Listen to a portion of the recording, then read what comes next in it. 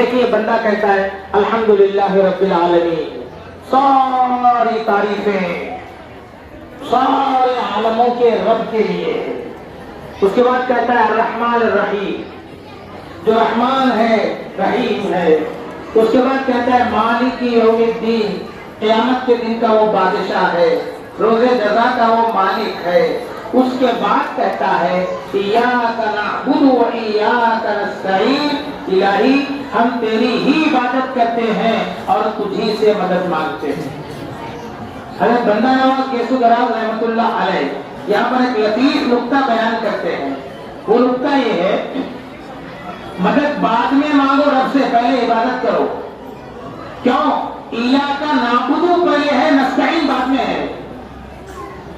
ایاک نعبد پہلے ہے، نستعین بعد میں ہے۔ تو اس سے معلوم یہ ہوا کہ پہلے عبادت پھر اس کے بعد مدد۔ اچھا اب اس کے بعد دیکھیے صاحب، بندہ اہم ترین دعا کرتا، یہاں تک جو تھا وہ رب کے لیے تھا، کیونکہ حدیث میں آیا نا میں نے میرے لیے اور میرے بندے کے لیے سورہ فاتحہ کو تقسیم کر دیا۔ یہاں پر تقسیم آدھی ہو گئی، اب یہاں سے بندے کے سوالات کا سلسلہ شروع ہے۔ اب یہاں پر دیکھیے اہدنا الصراط المستقیم، الہی ہمیں سیدھے راستے پر چلا۔ یہاں پر تھوڑا غور کریں، کیا اللہ کو نہیں معلوم سیدھا راستہ کون سا ہے؟ اور بندہ سوال کر رہا ہے الہی ہمیں سیدھے راستے پر چلا، تو رب کا کام ہے اس کو سیدھے راستے پر چلانا چاہیے۔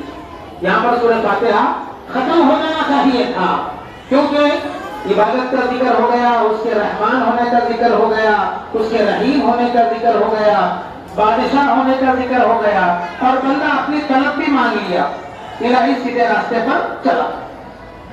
لیکن اللہ خود اسے سکھا رہا ہے تو نے بہت بڑی بات مانگی، سیدھا راستہ چلاؤ، تو کس کا راستہ چلاؤ؟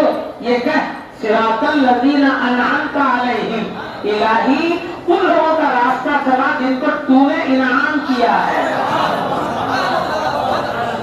حالانکہ کہہ سکتا تھا الہی سیدھے راستے پر چلا، اللہ کو معلوم ہے سیدھا راستہ کون سا ہے، لیکن نہیں، سورہ فاتحہ کو اللہ نے یہاں ختم نہیں کیا۔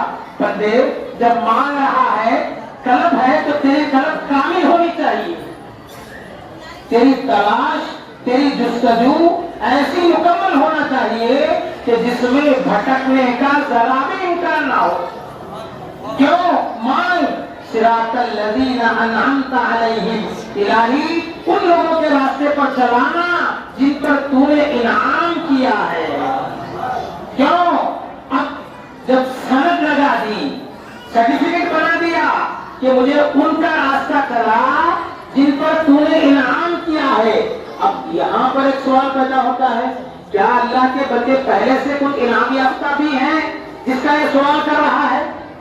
یہ سوال اس وقت ہو سکتا جب اللہ کے کچھ بندے ایسے بھی ہوں جن پر اللہ نے آلریڈی ان پر انعامات و اکرامات کی بارش کی ہو، تو ہی ان کا حوالہ دے سکتا ہے نا، نہیں تو نہیں دے سکتا۔ تو اللہ نے فرمایا ہاں میرے کچھ بندگان خاص ہیں جن کے 4 گروہ ہیں، جن کے 4 گروہ ہیں، ان پر میں نے اپنے انعامات و اکرامات کی بے انتہا بارش کر دی ہے۔ اب بندے کو تلاش ہوئی کہ وہ کون بندے ہیں جن پر اللہ نے ہمیشہ اپنا انعام والا معاملہ کیا، تو پارے 6 میں اللہ نے اس کی تشریح فرمائی، بندے جن کے بارے میں تو نے مانگا تھا، جن انعام یافتہ بندوں کا تو نے واسطہ اور وسیلہ دیا تھا۔ دیکھیے وسیلہ دینا یہیں سے شروع ہو گیا، واسطہ اور وسیلہ یہیں سے شروع ہے، پورے قرآن کی ضرورت نہیں، اسی لیے میں نے عرض کیا نا کہ پورے قرآن کا خلاصہ سورہ فاتحہ میں ہے۔ تو واسطہ اور وسیلہ دینا اللہ نے یہیں سے اللہ نے سکھایا ہے، یہ کسی کی ایجاد کرنا نہیں ہے، یہ اہل سنت والجماعت کی ایجاد کرنا نہیں ہے، یا کسی اور جماعت یا فرقے کی ایجاد کرنا نہیں ہے، یہ تو اللہ نے سکھایا ہے بندے کو۔ بندے جب تو میرے مقربین کا، میرے متوسلین کا وسیلہ دینا چاہتا ہے، میں تجھے سورہ فاتحہ میں سکھاتا ہوں۔ تو کہا بندے نے مولا اہدنا الصراط المستقیم، مجھے سیدھے راستے پر چلا۔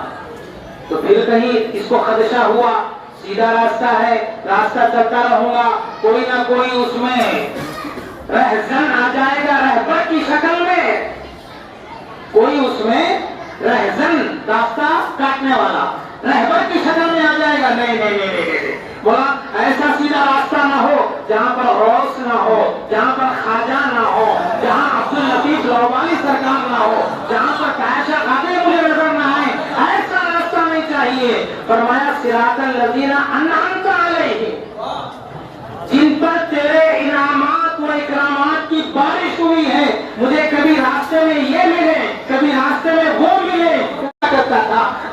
جس راستے کی تلاش میں تو ہے میں تجھے آگے تک پہنچا دوں، یہ میں نہیں کہہ رہا ہوں، آئیے قرآن کہتا ہے۔ تو انعام یافتہ بندے پہلے سے اللہ کے پاس طے ہیں۔ پارے 6 میں اللہ نے فرمایا اولئک الذین انعم اللہ علیہم من النبیین والصدیقین والشہداء والصالحین۔ میرے انعام یافتہ بندوں کون ہے؟ سننا چاہتے ہو سنو۔ سب سے پہلے میں اپنے انعامات کی بارش جن پر برساتا ہوں وہ انبیاء کرام کا گروہ ہے۔ تو بندہ جب ہدایت مان رہا ہے تو کس کی مان رہا ہے؟ اہدنا الصراط المستقیم، انبیاء کے راستے پر چلا۔ آدم علیہ السلام سے لے کر عیسیٰ علیہ السلام تک جن جن راستوں پر تھے، جن جن بندوں پر تیرا خصوصی کرم ہوا ہے، ان کے راستے پر چلا۔ اچھا، ایک معنی آپ کو میں بتاؤں، الصراط المستقیم، اہدنا الصراط المستقیم تو ہے ہی، الہی ہمیں سیدھے راستے پر چلا۔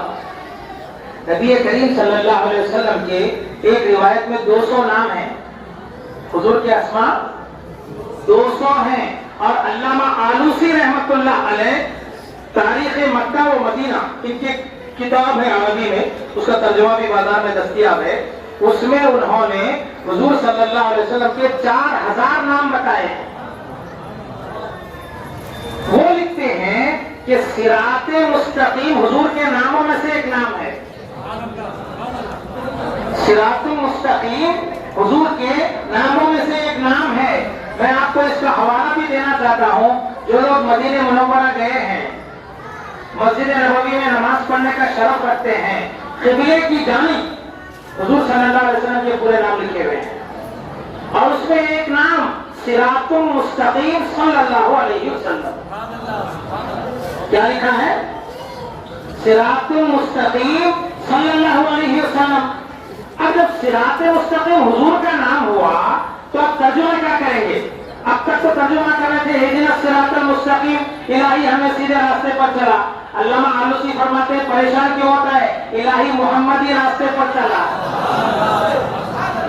الہی جن کا نام صراط مستقیم ہے اس راستے پر چلا۔ تو اس اعتبار سے بھی معنی صحیح، صراط المستقیم کے اگر سیدھے سیدھے صاف راستے کے معنی لیں تو یہ معنی بھی صحیح۔ تو اہدنا الصراط المستقیم صراط الذین انعمت علیہم، الہی مجھے ان کے راستے پر چلانا جن پر تو نے انعام کیا ہے۔